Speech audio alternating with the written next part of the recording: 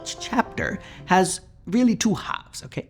And it's what I call social science and systems engineering. Okay, so the first half is social science, where you're saying, let's understand the key facts and bring together the research to understand what exactly is going on.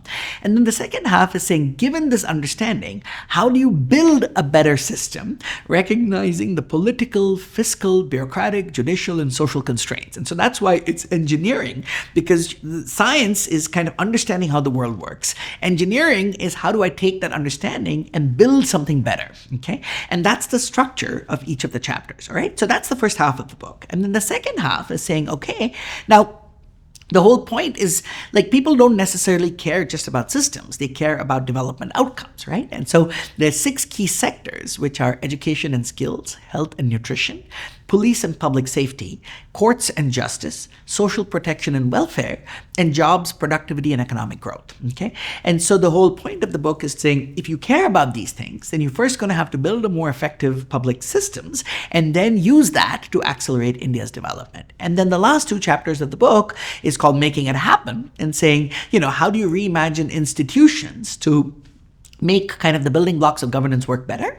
And what are the roles for states, citizens, and societies? So how can every reader of the book at the end kind of make a positive contribution towards this broader agenda of building an effective state and accelerating India's development?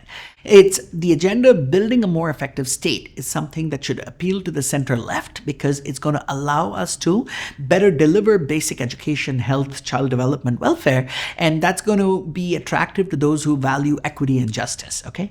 But at the same time, it's also going to improve the cost effectiveness of public spending and lay the foundations of long-term economic growth, which should then be supported by the center right, okay? So the point is that the left and the right kind of often argue about equity versus efficiency, but the key point in departure is that debate effectively becomes a debate of budget allocation, okay? But if you improve the effectiveness of the translation of budgets into outcomes, you can do more of everything. And that's why this is an agenda that should be able to build a broad consensus about how we move the country forward. And I also think that the lessons here are going to be globally relevant. So this version of the book is written for India, but then there will be a global edition that's coming out next year with Oxford University Press that'll be called Accelerating Development, a roadmap for and from India. And that signals that the book is fundamentally about India, but it also has lessons that are relevant globally. And so it's a great example of how, India both kind of learns and contributes to the global discourse on development.